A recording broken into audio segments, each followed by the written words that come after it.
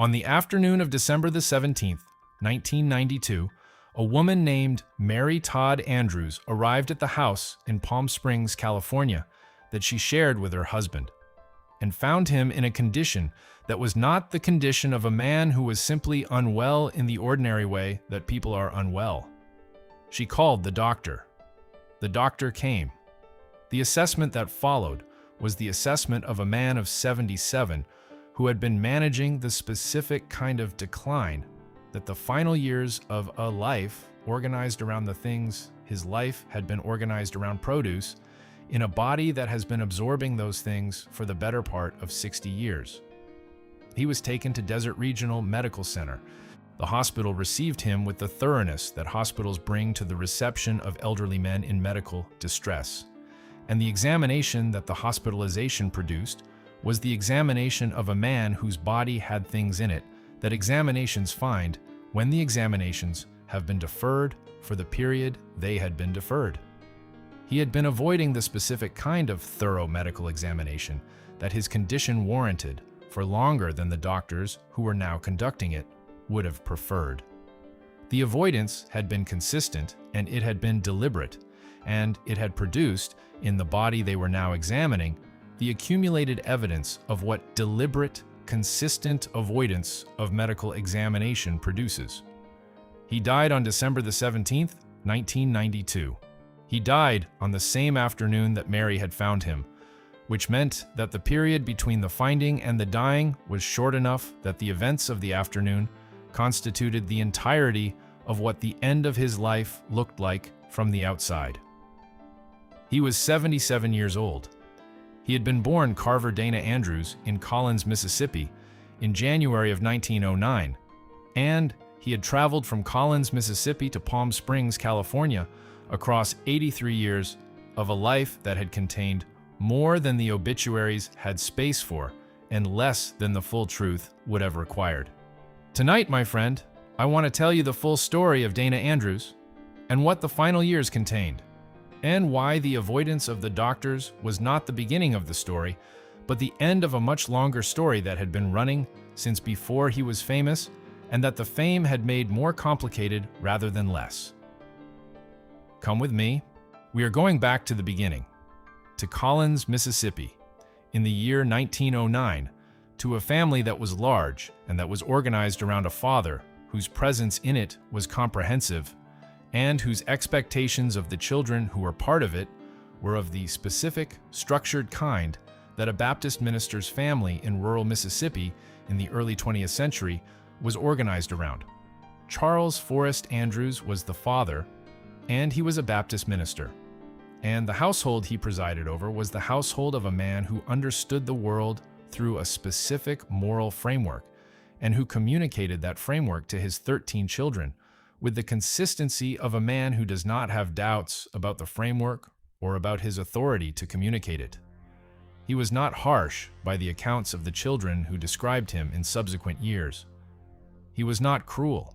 He was simply certain, in the way of men of faith who have organized their understanding of the world around a certainty that the faith provides, and the certainty in a father produces in the children who are subject to it a specific response that varies by the child's temperament and the child's relationship to the certainty itself. Dana Andrews was the fourth of the 13 children born on January the 1st, 1909. He was, from early, a child of a specific kind, not the kind who accepts the certainty of the framework without reservation, but the kind who accepts it in the public sense while developing, in the private sense, his own understanding of it and his own relationship to the things the framework addresses. He was not a rebellious child in the dramatic sense. He was a child who absorbed the framework and who would spend the next 70 years in a complicated negotiation with what he had absorbed. Collins, Mississippi, in 1909 was not a place that offered the kind of future that Carver Dana Andrews, who would become Dana Andrews, but who was Carver then, would eventually inhabit. It was a small town in a rural county in the Deep South, organized around the specific rhythms of agricultural life and the specific social structures of a Southern community in the early 20th century, And the possibilities it offered its residents were the possibilities that such places offered, which were real and were limited and were defined by the geography and the economy and the social structures in ways that the ambitious child of a Baptist minister with 12 siblings recognizes as limitations before he fully has the language to name them. He was talented. He had the kind of talent that rural Mississippi in the 1920s did not have particularly good mechanisms for developing. A quality of presence and a voice that the subsequent decades would make commercially significant and that the Collins of his childhood could only gesture toward. He sang. He was good at it. He was good at the kind of singing that the specific tradition of his family's faith and his family's musical culture produced, rich, direct, emotionally available. The kind of singing that communicates the feeling underneath the notes rather than the notes themselves. He went to Sam Houston State Teachers College in Huntsville, Texas, in the late 1920s because Sam Houston State was the school available to a young man of his background and his financial circumstances who wanted a formal education beyond what Collins, Mississippi, could provide. He studied there without great distinction and without the specific vision of a professional future that would have given the studying a clear purpose, because the professional future that would eventually claim him had not yet presented itself as a possibility. He left college and drifted in the specific way of young men in the early 1930s who have left their point of origin without having arrived at their destination. He worked in the oil fields in Texas. He worked in the kind of physical, outdoor, intermittently dangerous employment that the Depression made available to young men without specific skills who were willing to do what was required. He sang when singing was available. He performed in whatever context the singing could be performed in, not as a professional career, but as the natural expression of a quality he had that the contexts around him occasionally found useful. He arrived in Los Angeles in 1931. He was 22 years old and he had no money and no connections and no specific plan beyond the general understanding that Los Angeles was the place where the entertainment industry was, and that the entertainment industry was the industry that seemed to require something he had. He worked as a gas station attendant. He worked as an accountant's assistant. He studied acting at the Pasadena Playhouse, which was the institution that in the 1930s was functioning as the primary training ground for West Coast actors who had not come from the theater establishment and who needed the specific combination of training and industry connection that the Playhouse provided. He was serious about the training in the way of someone who has arrived at the thing they are going to be serious about and who understands that seriousness is the minimum required to convert talent into a career. He also, in those early Los Angeles years, began drinking. I want to be precise about this because the drinking is the central fact of the story I am telling you tonight, and the precision requires both honesty about what the drinking was and honesty about the limits of what I can say about its origins with certainty. The drinking began in the early 1930s. It was, in those early years, not the thing that would become visible in the later years. It was the drinking of a young man in a social world where drinking was ordinary, in an industry where drinking was more than ordinary and was, in some respects, a professional social requirement, in the specific context of a person who was discovering that alcohol did something useful for the specific kind of interior experience that was his particular inheritance. What the interior experience was, what specifically the alcohol was managing in the early 1930s for Dana Andrews, I cannot tell you with the precision that would require access to his interior life, which the available accounts do not provide. What the available accounts do tell us, assembled across the subsequent decades of his own statements and the statements of the people around him, is that the alcohol was managing something real, and was doing so with a reliability that made the management's continuation both natural and increasingly necessary. He was signed by Samuel Goldwyn in 1940. The journey from the gas station to the Goldwyn contract had taken 9 years, which is either a long time or a short time, depending on how you measure it. A long time if you measure it against the speed of the celebrity mythology. A short time if you measure it against the reality of how professional careers in the arts actually develop for people who are starting from the specific nothing that Dana Andrews was starting from. Goldwyn understood what he had in Dana Andrews in the way of a producer who has been in the industry long enough to have a clear sense of the relationship between a performer's specific qualities and the commercial uses those qualities can be put to. What Goldwyn had was a face and a voice that the camera and the microphone translated into a specific kind of masculine authority, and not the swashbuckling authority of the Flynn or the romantic authority of the Grant, but something quieter and more specifically American, the authority of a man who does not need to announce himself because the announcement is already apparent in the way he occupies the frame. The early films built the reputation that the two films of 1944 and 1945 would cement permanently. Laura came in 1944, directed by Otto Preminger, in which he played Detective Mark McPherson, the investigator who falls in love with the dead woman through her portrait and who discovers that she is not dead. The role required from him a quality of contained, underplayed emotional intensity, the interior life of a man who is feeling something enormous and who has decided to feel it without performing it.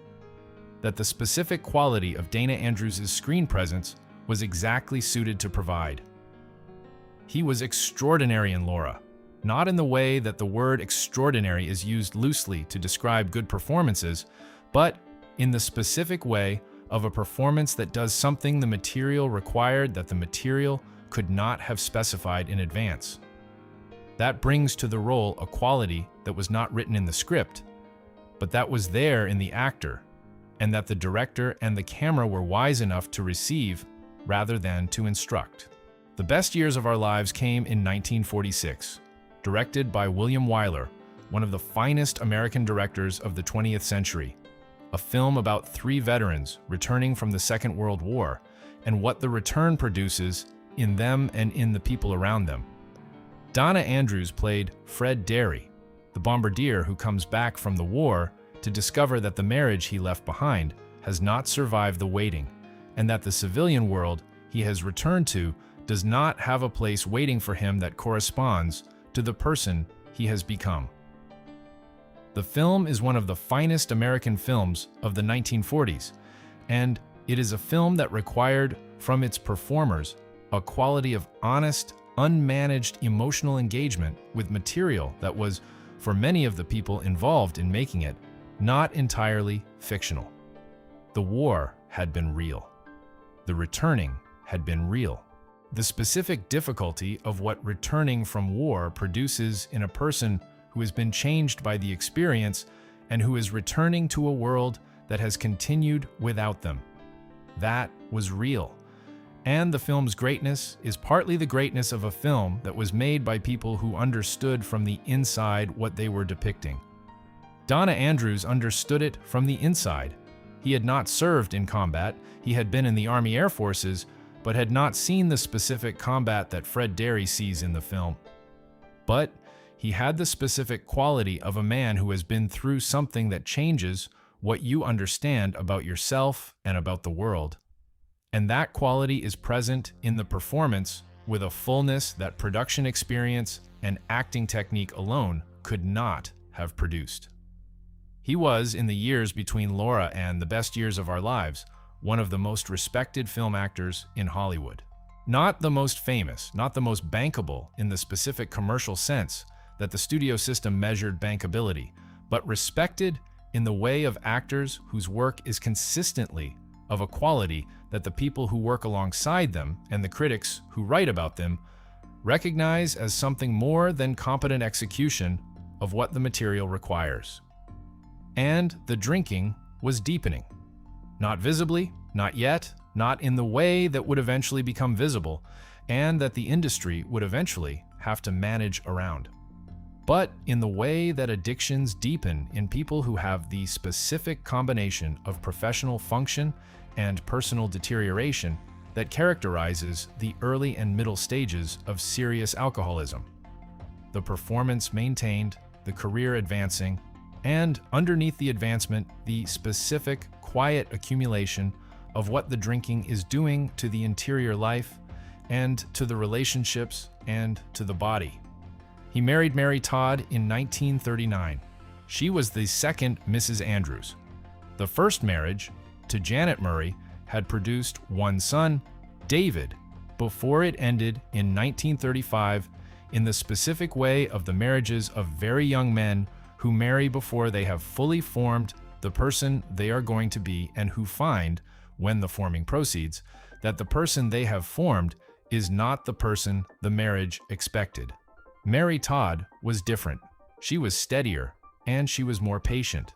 And she had the specific qualities of a woman who can sustain a marriage to a man in whom the drinking is present and deepening, which requires a combination of love and practicality, and the capacity to manage the domestic reality of the addiction without being destroyed by the managing. The career continued through the 1940s and into the 1950s, and the drinking continued with it. He made westerns and noirs and war films and the full range of the genre productions that the post-Laura career generated. And he was consistently good in them in the way of a professional who has the craft and the presence to deliver what the material requires without the material always being worthy of the delivery. The 1950s were when the drinking became visible in the way that was impossible to manage invisibly. He began to have trouble on sets, not the dramatic trouble of a man who is unable to work. He continued to work, continued to show up, continued to give the productions what they needed from him because the professional instinct was strong enough that even in the periods of heaviest drinking, it continued to function. But the trouble of a man who is visibly not entirely himself, whose responses are slightly slower than they should be, who requires the people around him to make accommodations that the productions find costly. The studios found ways to manage it. The studio system of the 1950s was not unpracticed at managing the drinking of its contract players, because the drinking of its contract players was one of the things that the studio system had always been required to manage. The management involved scheduling the most demanding work for the mornings, when the drinking of the previous evening had been sufficiently metabolized that the most obvious effects were not visible. It involved the patience of directors who understood what they were working with and who built their production approaches around the reality of what was available from Dana Andrews on any given day. It involved the specific accommodation that the people who worked with him consistently extended, because the man underneath the drinking was a man they respected, and because the work, when it was available, was genuinely worth the accommodation. He worked less as the decade proceeded. Not because the offers stopped entirely. He continued to receive offers and to accept them, but because the accumulation of the reputation of the drinking had produced in the industry's assessment of him the kind of risk calculation that the industry applies to performers whose reliability has become uncertain. He was not blacklisted. He was not formally excluded. He was simply, in the quiet way of the industry's mechanisms of exclusion, offered fewer of the productions that the quality of his work deserved, and more of the productions that the industry was prepared to offer to a man whose availability was considered more certain than his reliability. He gave a speech in 1961 that changed the trajectory of the story. He gave it at a public event, and it was a speech about alcoholism. And it was a speech in which he named his own alcoholism as his own and said what the naming of it meant and what he intended to do about the naming. He said it publicly because he had understood at some point in the preceding period that the private management of the drinking, the management that the industry and the family and he himself had been doing for the better part of 30 years, had produced the results that private management of alcoholism produces, which was not the resolution of the thing being managed, but its continuation under the cover of the management. The speech was significant in the context of 1961. not only because of the personal cost of the public disclosure, but because the public disclosure of alcoholism by a public figure was not, in 1961, the unremarkable act that it would become in subsequent decades when the cultural framework for understanding and discussing addiction had developed the language and the acceptance that 1961 did not have. He said it publicly in a context in which saying it publicly cost something, and the cost was real, and he paid it. He became involved with the National Council on Alcoholism. He spoke at events. He used the specific authority of his public recognition, the recognition that Laura and the best years of our lives and the subsequent career had generated, in the service of the advocacy for understanding and treating alcoholism as the medical condition it is, rather than the moral failure that the culture of the period preferred to understand it as. He was, in this advocacy, doing something that was consistent with the qualities that his best work had expressed. The willingness to be present with something difficult without softening the difficulty. He achieved sobriety. He maintained it, not without difficulty. Not in the specific mythological way of recovery narratives that present the maintenance of sobriety as the permanent resolution of the underlying condition, but in the real way, the daily maintenance that the recovery from alcoholism requires, the ongoing relationship with the support structures that made the maintenance possible, the life organized around the requirement rather than around the pretense that the requirement had been permanently resolved. The career in the 1960s and 1970s was the career of a man in recovery who was also a man in the late stage of a film career, and the two conditions produced together a professional trajectory that was different from what the Laura and Best years had suggested was possible, and that was nonetheless a genuine career, sustained by the quality of the work and by the specific professional reputation that had accumulated across 3 decades of consistent, serious engagement with the craft. He appeared in television. He appeared in stage productions. He was in films when the films were available, with the professional seriousness that had always characterized his relationship to the work. He was, in the 1960s and 1970s, a man who was working at the level that the available work required rather than at the level that the peak of his career had established. And the gap between those two levels was something he managed in the specific way of a man who understands that the gap exists and who has decided that continuing to work at the level the available work requires is better than not working at the level the earlier work had established. He wrote, "He had always had the literary inclination that the Collins, Mississippi Baptist minister's son, whose father read the Bible aloud, with the specific quality of someone who understood that language, was the instrument through which the most important things were communicated, would naturally have. He kept journals. He wrote reflections on the career and on the recovery and on the specific experience of being a public person who has also been a very private person about the things that mattered most, which is the description of his relationship to the alcoholism through the years of its most active phase. The journals have not been published. The family has them, or some portion of them, and the family has maintained about them the specific quality of private custodianship that the things a person writes in private deserve. What has been communicated about their content through the accounts of people who have seen portions of them is that they describe the inner experience of the alcoholism and the recovery with the same quality of contained, precise, emotional honesty that the best of his screen performances expressed. He was 70 years old in 1979.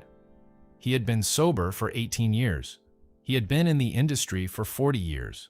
He had made films that would last as long as the American cinema of the 20th century is preserved and studied, and he had made films that would not last in the same sense. And he had spent 20 years being public about the thing that the industry had spent 30 years helping him be private about, and the being public about it had produced the specific kind of subsequent life that honesty about difficult things produces, which is a life that is more fully his own than the life that the management of the secret had allowed. He avoided the doctors. This is the fact that the title points to, and I have been building toward it, because it requires the context I have been providing to be understood in the way it deserves to be understood. He avoided them, not from ignorance and not from the specific faith-based avoidance that characterized Ginger Rogers' relationship to the medical profession. He avoided them because he knew what they would find, and what they would find was the accumulated evidence of what the decades before the sobriety had done to the body that had been doing the absorbing. 30 years of serious drinking does things to the human body that the body does not simply recover from when the drinking stops. The liver processes what the liver is required to process, and the processing of decades of serious alcohol consumption leaves marks on the liver that the medical examination of a man who drank seriously for 30 years and then stopped would find and would document. The cardiovascular system is affected. The neurological system is affected. The specific organs and systems that the chronic consumption of alcohol affects over 3 decades are affected in ways that the subsequent 2 decades of sobriety do not fully reverse. He knew this.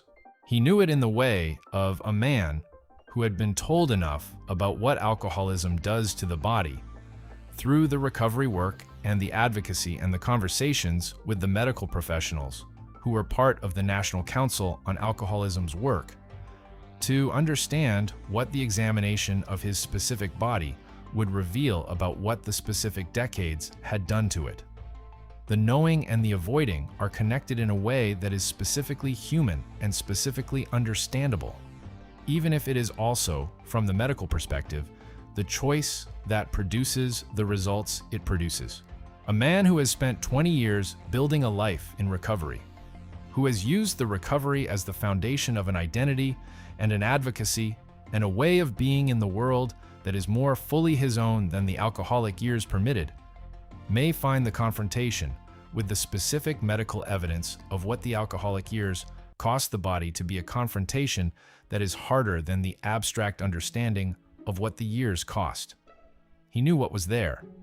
He had been told in general terms by the doctors he had seen in the context of the recovery work what the decades had done and what the subsequent decades were likely to produce. He had been advised that the monitoring of the specific conditions that the decades had produced was advisable. He had not consistently followed the advice. Mary managed it. She managed the avoidance with the same practical, loving competence that she had managed everything else in the decades of the marriage. She was not unaware of what the avoidance was producing. She was not passive about it. She said what needed to be said. She arranged the appointments that were arranged. She used the specific authority of a wife of 50 years with a man who trusted her judgment to the degree that he trusted anyone's judgment, and she used it in the direction of his health. And he avoided the doctors anyway, in the way of a man who has decided on some level below the level of articulate decision that the knowing of the specific contents of the examination is not a knowing he is prepared for in the specific time of his life in which the examination would be taking place. He was working in those final years. He appeared in a television film in 1984. He appeared in theater. He was, in his 70s, a man whose career had the form that careers in the late stage have, when the person in the career is still capable of the work and still engaged with it, smaller in scale than the peak, more occasional than the steady production of the middle years, but present. He was diagnosed with Alzheimer's disease in the mid-1980s. The diagnosis came in the way that Alzheimer's diagnoses come when the monitoring has not been as consistent as it should have been. Not at the earliest possible stage, but at the stage when the symptoms had progressed enough that the diagnosis was no longer deferrable. The family managed the progression of the disease with the specific combination of care and privacy that the family of a public person managing a condition that carries its own form of stigma manages it with. Mary was with him through the progression. The children were there. The house in Palm Springs was the house where the progression happened, in the private way of things that happen in private because the family has decided that the privacy is what the person deserves. And because the person, in the years when the disease permitted him to have views on the subject, had expressed the view that the privacy was what he preferred. He died in December of 1992. He was 77 years old. He had been sober for 31 years. He had spoken publicly about the alcoholism for 31 years. He had worked in the industry for 50 years and had given the industry, across those 50 years, work of a quality and a consistency that the industry's recognition of him, the Oscar nominations that did not materialize, the specific commercial undervaluation of the kind of performance he gave in favor of the kinds of performance that the industry's recognition mechanisms were better calibrated to see, had not fully acknowledged. The obituaries were warm and they were specific about the films. Laura and the Best Years of Our Lives were in the first paragraph, as they deserve to be, because they are the films that his contribution to American cinema is most completely expressed in, and that will last the longest. The alcoholism was mentioned because he had made it public and because the public record of the advocacy was there and could not be omitted. The final years and what they had contained were mentioned in the terms that obituaries use for the final years of a public person, briefly, with the warmth that the occasion requires and the distance that the privacy of the family also requires. What they did not quite manage to say, what the obituary form, which is organized around the public version of a life, does not usually manage to say, is what the whole arc of the thing had been and what the whole arc meant. Now, my friend, I want to sit with you in that for a moment. Because Dana Andrews is not primarily a story of Hollywood's treatment of an alcoholic actor, though that is part of it, and not primarily a story of the recovery and the advocacy, though that is part of it, and not primarily a story of the final years and the avoidance of the doctors, though that is part of it. He is primarily a story about the specific, complicated relationship between a person's most private difficulty and their most public self, between the thing he was drinking to manage in the 1930s and the thing he was performing in Laura and the Best Years of Our Lives in the 1940s. Between the private cost of the alcoholism and the public cost of the naming of it. Between the decades of avoidance and the 30 years of advocacy that the end of the avoidance produced. He was a man who had the thing he was carrying and who managed the carrying in the wrong way for 30 years and then in the right way for 30 more, and who died having given 50 years of work to an industry that recognized him incompletely and having given 30 years of public advocacy to a cause that recognized him more completely and that he cared about more genuinely than the industry's recognition had ever required him to care about anything. He avoided the doctors in the final years because he knew what was there and because the knowing of it was not what he needed the final years to contain. He needed the final years to contain the recovery and the marriage and the house in Palm Springs and the daily practice of the sobriety that had reorganized his life more completely than any role he had ever been given. The doctor's examination would have told him things that were true and that were not what the final years needed to be organized around. He died before Mary found him, or very shortly after, which is the specific mercy of some deaths, and which means that the house in Palm Springs on the afternoon of December the 17th was the house where a man's life ended in the specific quiet way of lives that have been fully lived and that end when the body has finished what the body can do. He was 77 years old. He had been sober for 31 years. The final years had been what the final years of a man in recovery who has made his peace with what the preceding years contained look like. From the outside and probably from the inside as well. Not easy, not simple, not the resolution of all the things that the alcoholism had complicated, but genuinely his own in a way that the years of the drinking had not been. That was enough. It was not everything, but it was enough. Sleep well, my friend. And the next time you see him on screen, in Laura, the detective who falls in love with a portrait, who is feeling something enormous and showing almost none of it, see what the almost none of it contains. You are watching a man who spent his life managing the gap between what he was feeling and what he was showing. He got better at it, eventually. It cost him a great deal to get better at it. And the getting better was the truest thing about him.